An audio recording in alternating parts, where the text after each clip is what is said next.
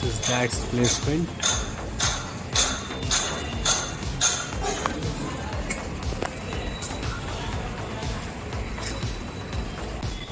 Hello guys, अस्सलाम वालेकुम।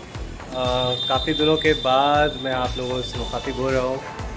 Actually आप लोग सोच रहे होंगे कि पिछले 1 महीने से मेरा व्लॉग क्यों नहीं आ रहा, तो उसका कारण ये था कि मेरा एक एक्सीडेंट हो गया था minor. So I was on bed rest. Now I am completely fit अल्हम्दुलिल्लाह। तो आज का ब्लॉग थोड़ा कॉर्पोरेट ब्लॉग है हमारा। कॉर्पोरेट ब्लॉग मतलब एक प्लेसमेंट एजेंसी है जो मेरे अंकल की है, डैड्स प्लेसमेंट नाम से। तो आज मैं पटना में हूँ और पटना के एक राजा बाज़ार में जगह है रामनगरी में मैं डैड्स प्लेसमेंट में आया हूँ। और अभी हम लोग इसी प्लेसमेंट एजेंसी में जाएंगे और देखते हैं कि ये प्लेसमेंट एजेंसी किस तरीके से काम करती है। ओके, लगे रहिए हमारे आज के इस कॉर्पोरेट ब्लॉग। तो ये आए हम डैड्स प्लेसमेंट की ऑफिस और अभी हम यहाँ पे मुझे बैठने के लिए कहा गया, वेट करने के लिए, बिकॉज जो डायरेक्टर है अभी वो कहीं बिजी है। और फिर हम इस प्लेसमेंट एजेंसी को आपको एक्सप्लोर करके दिखाएंगे। टैक्स प्लेसमेंट जो है किस पोर्टल पे काम करती है, इसके क्या क्या स्पेसिफिकेशन है, ये कैसे जॉब प्रोवाइड्स करती है फ्रेशर्स को, एक्सपीरियंस को। इस ब्लॉग में आप लोग हमारे साथ बने रहें और काफ़ी इंटरेस्टिंग ब्लॉग होगा ये। कॉर्पोरेट ब्लॉग हमारा पहला कॉर्पोरेट ब्लॉग है और देखते हैं इस ब्लॉग के अंदर मैं आप लोगों को क्या क्या गाइड कर सकता हूँ for a better job opportunity by this tax placement. ये है टैक्स प्लेसमेंट का इंफ्रास्ट्रक्चर, पटना में है और अभी हमें वेट करने के लिए बोला गया है। और ये यहाँ की है HR, अभी अपने वर्क में लगी हुई है, जिन्हें HR लोगों को डिस्टर्ब नहीं करेंगे। This is a waiting hall. यहाँ पे जितने भी कैंडिडेट्स होते हैं वो वेट करते हैं। और ये है इन साइड में डायरेक्टर की ऑफिस, और इम्तियाज़ आलम का नाम है डायरेक्टर का। तो we will talk to them. और वो लोग 2-3 पार्टनर्स हैं। अंदर में डायरेक्टर की ऑफिस है जिनका नाम है इम्तियाज़ आलम, और उनसे हम बातचीत करेंगे और उनसे हम पता करेंगे कि टैक्स प्लेसमेंट किस किस तरीके की जॉब प्रोवाइड करती है और यहाँ पे किस किस कंपनी में प्लेसमेंट्स होते हैं, क्या क्या इनका प्लेसमेंट सेल है। ओके, तो बने रहिए हमारे इस कॉर्पोरेट ब्लॉग में और देखते हैं। Let's start. बेगिंग ऑफ हमारा है अरे 4 जो है यहाँ पे। हाँ राइट, अभी हमारा डायरेक्टर के ऑफिस की कॉलिंग है।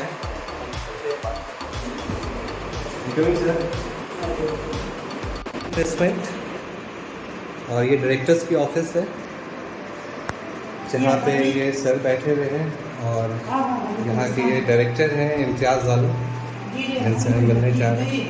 Hello sir, how is you? Good morning.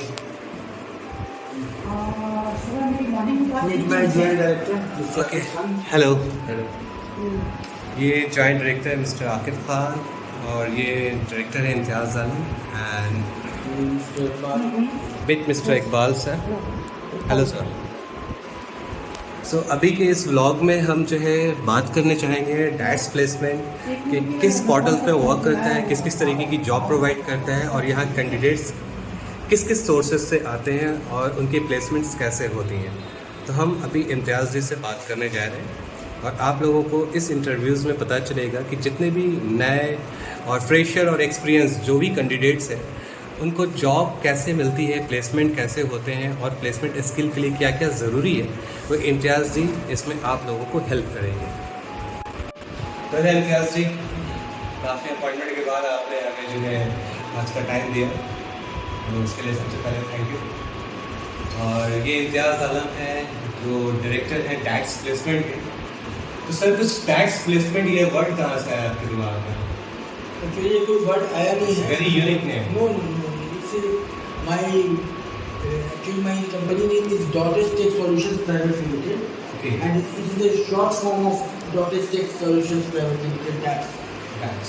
Okay, it's come from dot D age A T S T S solutions. और ये आपकी जो प्लेसमेंट एजेंसी है, ये प्लेसमेंट फॉर्म है, ये आपने कब ओपन किया?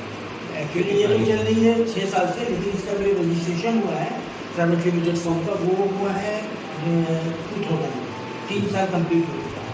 2020? 2020। ओके। तो सर ये आपने शायद पहले नोएडा वगैरह में भी हेड ऑफिस हमारी वही है। हेड ऑफिस हेड ऑफिस हमारी यही, अभी ये ब्रांच खोले हुए हैं मुझे 1 साल हो गया। ये न्यू ब्रांच ये न्यू ब्रांच है पटना का, फिर भी 1 साल हो गया है। और वहाँ जो भी लोग हैं वो वर्क फ्रॉम होम कर रहे हैं, क्योंकि कोविड के टाइम से ही वर्क फ्रॉम होम का एक कल्चर हो गया। और यहाँ क्योंकि लोगों का मतलब एक ऑफिस में सिटिंग प्लेस चाहिए जहाँ से सबको मॉनिटर कर सकें, इसलिए सिटिंग प्लेस है। और हर 15 दिन पे मैं दिल्ली और नोएडा भी जाता हूँ विजिट के लिए, और अपने क्लाइंट से मिलना, अपने कैंडिडेट से मिलना, एम्प्लॉय से मिलना, ये सब चीज़ें। तो आपकी जो कंपनी है ये जो प्लेसमेंट प्रोवाइड करती है, तो आपके क्या क्या प्लेसमेंट स्ट्रक्चर्स हैं?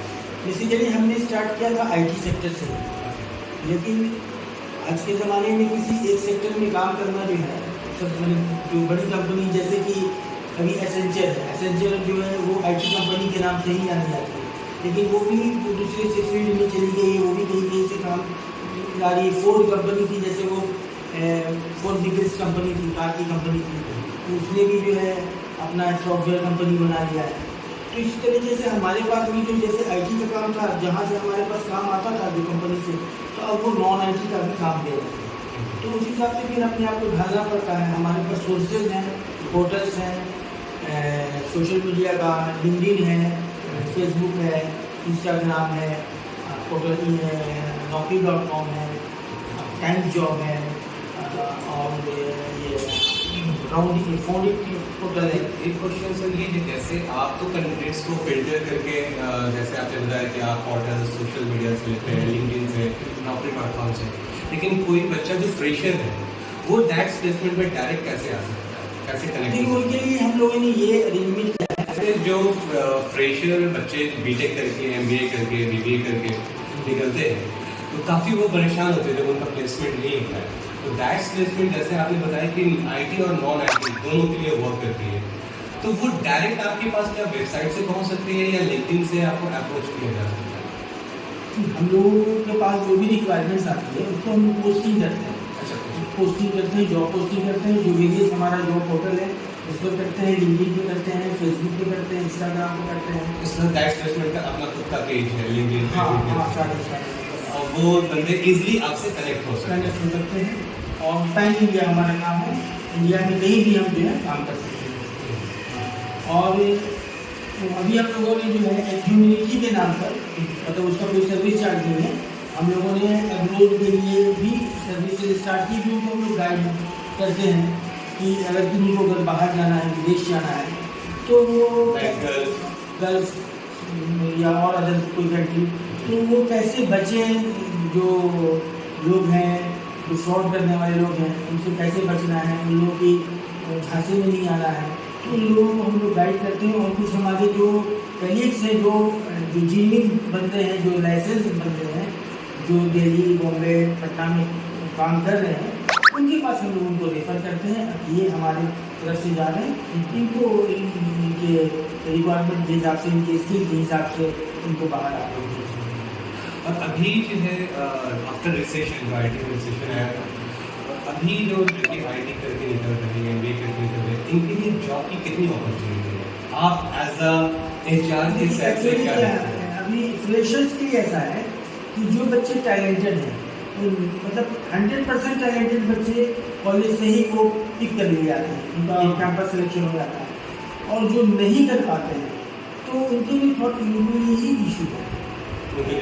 हमारे पास जो भी रिक्वायरमेंट आती है किसी भी कंपनी की, वो एक्सपीरियंस बंदों के लिए आती है। मिनिमम 3 साल से नीचे के एक्सपीरियंस बंदों की कोई रिक्वायरमेंट नहीं होती है, एक्सपीरियंस होते हैं उन्हीं को मौका जाता है। तो फ्रेशर्स के लिए ही उनको हम लोग बताते हैं कि कौन सी साइट पर फ्रेशर्स के लिए अप्लाई करना है।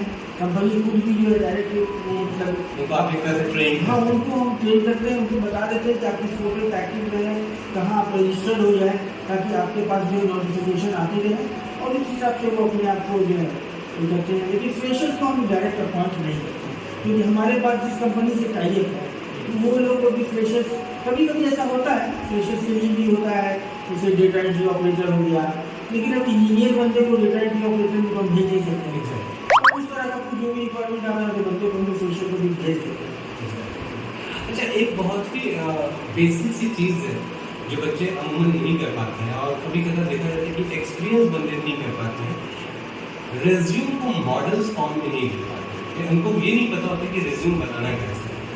बहुत जगह ऐसे एक्सपीरियंस लोगों को मैंने देखा कि रिज्यूम को कैसे अट्रैक्टिव बनाया जाए। मैं ये बताता हूँ कि जो भी हमारे पास जो रिक्वायरमेंट्स आती है वो उस लेवल के बंदे होते हैं जो खुद IT के होते हैं, या मतलब उनको इतनी जानकारी होती है कि वो रिज्यूम को कैसे बनाया जाए।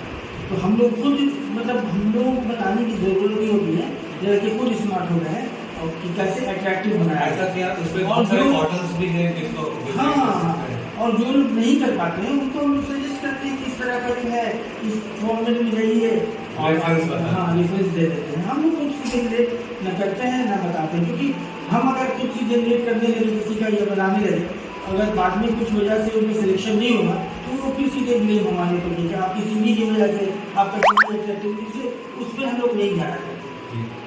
तो अभी सबसे ज़्यादा जो अपॉर्चुनिटी आई हुई है, तो अभी आपके प्लेसमेंट डायरेक्ट प्लेसमेंट से सबसे ज़्यादा किस सेक्टर में प्लेसमेंट होती है?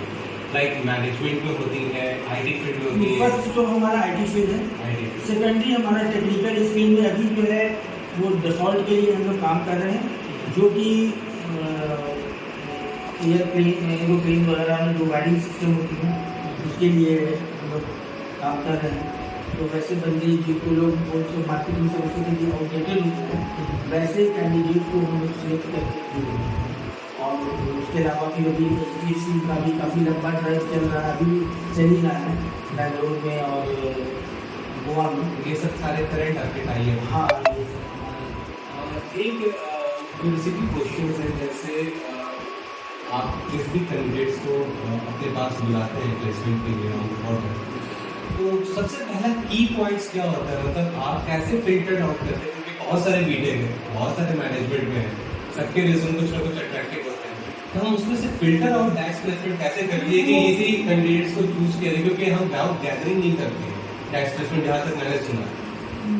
गैदरिंग की बात नहीं है। एक्चुअली क्या है कि जिस कंपनी से हमारे पास रिक्वायरमेंट्स आती है वो उनका qualification, educational qualification, technical qualification, professional qualification और उनका जो एक्सपेक्टेशन है सैलरी की वो, तो वो और क्या उनका रिक्वायरमेंट स्किल्स है उसको हम लोग पहले मैच करते हैं। माना कि ठीक है स्किल्स मैच कर रहा है, एक्सपीरियंस भी मैच कर रहा है, लेकिन अगर उनकी CTC अभी वो कहीं पर 20 लाख के CTC पर काम कर रहा है और कंपनी जो हमसे डिमांड कर रही है वो कुछ 17-18 देते हैं, तो पहले तो उस लेवल पर ही हम शॉर्टिंग करते हैं। उसके बाद वो अगर कैंडिडेट उस CTC पर रेडी होता है तब हम लोग फिर उनको उनकी CTC जो उनका स्पेस है और उनका CTC है उनका स्पेस, वो सारी चीज़ें वो मैच हम लोग करें। कंपनी एक्चुअली कंपनी का जो रिक्वायरमेंट होता है हम लोग को अकॉर्डिंगली उसी के हिसाब से काम करना होता है। डायरेक्ट प्लेसमेंट अपने पास के कैंडिडेट्स को बुला के इंटरव्यू लेती है या तो उसके डायरेक्ट कंपनी के पास फॉरवर्ड करते हैं? नहीं, हम लोग ऐसे कैंडिडेट्स को भी भेजते हैं जो इनका 99% चांसेस हो कि उनका सिलेक्शन हो जाए। हम लोग अपनी तरफ से क्वेश्चन तैयार कर लेते हैं कि कंपनी क्या पूछेगी अपने प्रीवियस एक्सपीरियंस के थ्रू, और हमारे जो HR हैं वो लोग भी काफ़ी मतलब सिंसियर हैं, वो लोग खुद ऐसे क्वेश्चन उनसे पूछ लेते हैं या उनको हम लोग एक सैम्पल पेपर भेज देते हैं और उस पर हम लोग ये सर्च कर लेते हैं कि कौन से कैंडिडेट सूटेबल है और उसमें जो 85% से अबव जिन जो आती आती है उनको सेलेक्शन कर लेते हैं। उसके बाद भी वहाँ का जो HR सिस्टम है वो कैसे काम करता है, इंटरव्यू लेता है, लेकिन क्या आपका पूरा स्ट्रैटेजी? हाँ, ये 85 हमारे भेजे हुए कैंडिडेट 85% का भी जो है वो कम से कम सिलेक्शन। तो चलते चलाते मैं आपसे आपकी ऑडियंस जो है, जो हमारे ब्लॉग के ऑडियंस है, इसमें भी बहुत सारे लोग हैं जो अपॉर्चुनिटी की तलाश में है, ब्लॉग की तलाश में है, तो मैं अपने ब्लॉग के माध्यम से बताना चाहूँगा कि वो डायरेक्ट प्लेसमेंट को कनेक्ट करें भाया डायरेक्ट प्लेसमेंट का जो लिंक्डइन पेज है, फेसबुक पेज है, इसके वेबसाइट से मिल जाए।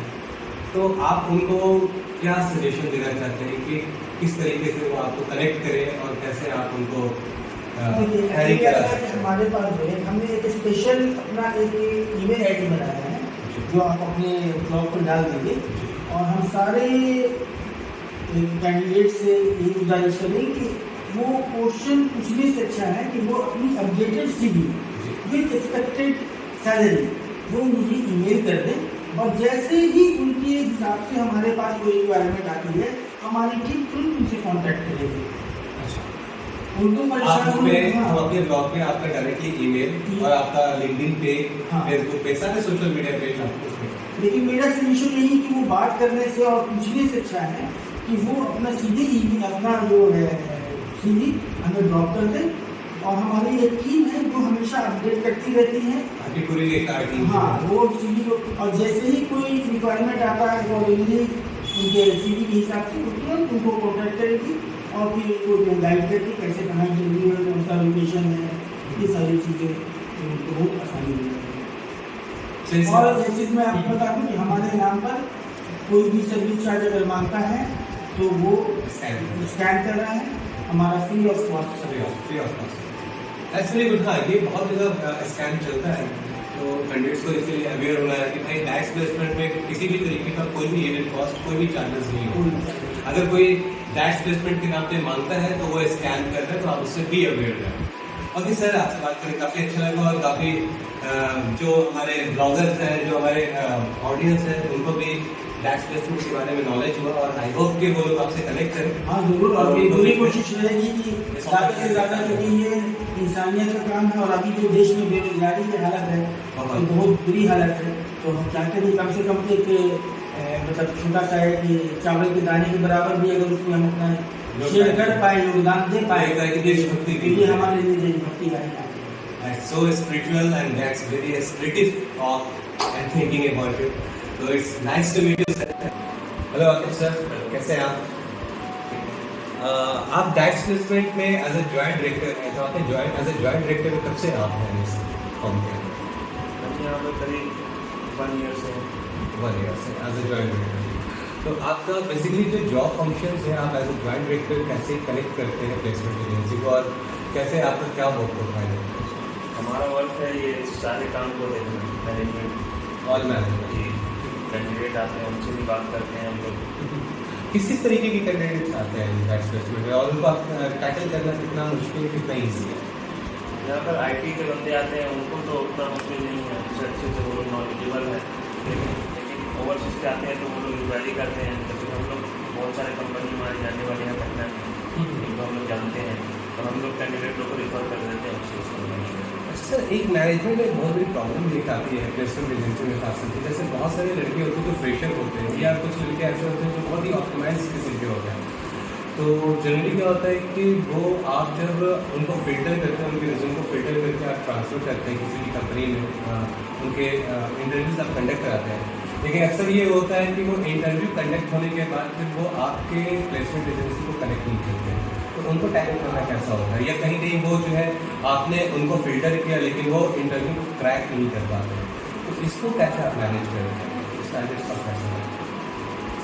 हम लोग कैंडिडेट को जैसे यहाँ से हम लोग भेज दिए, उसमें हम लोग बार बार कॉल करते हैं, उनको कॉल करके आप पूरा लाइनअप करते हैं, यानी फुल आपका एक सर्विस रहता है कि वो बंदा कब निकला है, कैसे वो पहुँचा या नहीं पहुँचा, उसको आप सारा कोऑर्डिनेशन करते हैं। हमारा एक कॉलर है, वो कॉल करते रहते हैं हमेशा वहाँ तक पहुँचने का। हाँ जॉब। और उसके बाद जो भी होता है तो क्या आप उनसे इंक्वायरी करते हैं कि उनका इंटरव्यू हुआ या नहीं हुआ? जी, वो भी इंक्वायरी होता है। और मैनेजमेंट में जैसे जो भी रिज्यूम फिल्टर्स करते हैं, जितना भी आपके पास CV आते हैं, तो कितना मुश्किल होता है उसको फिल्टर करने के लिए? अलग अलग कंपनी के अलग अलग रिक्वायरमेंट होते हैं, अलग अलग स्पेसिफिकेशंस होते हैं। बहुत से जगह क्या होता है कि CTC प्रॉब्लम होती है, अक्सर ये देखा जाता है, कुछ लोग जॉब स्विच करते हैं इसमें, तो अपने CTC को हाइड करने के लिए करते हैं, लेकिन बहुत अच्छी कंपनी से बहुत अच्छी अपॉर्चुनिटी आती है, लेकिन कुछ कैंडिडेट जो है वो CTC पे हैंडल नहीं करते हैं, तो आपकी कंपनी उनको कैसे मैनेज करती है, कैसे उनको कन्विंस करती है?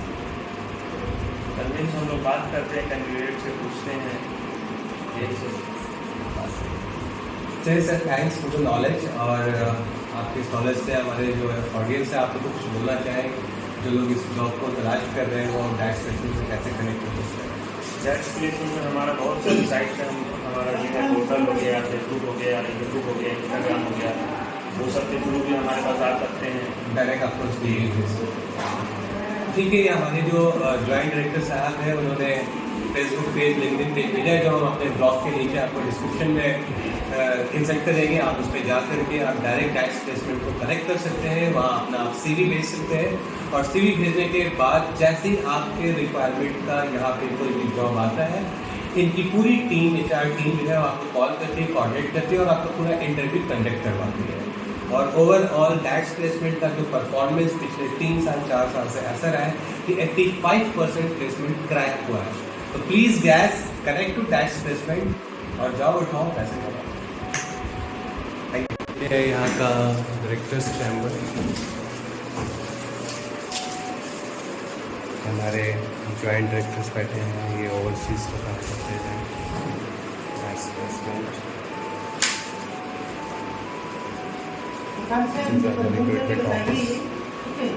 अगर ये इसकी क्राइटेरिया मैच करती है वो कितनी होगा? ये लॉबी एरिया है जहाँ पे सारे कैंडिडेट्स जो है इंटरव्यू के लिए आते हैं, वेट करते हैं। बाहर जो है हमारी रिक्रूटमेंट फर्म की है, कॉलिंग कर रही है और ये इस पूरी बॉडी है।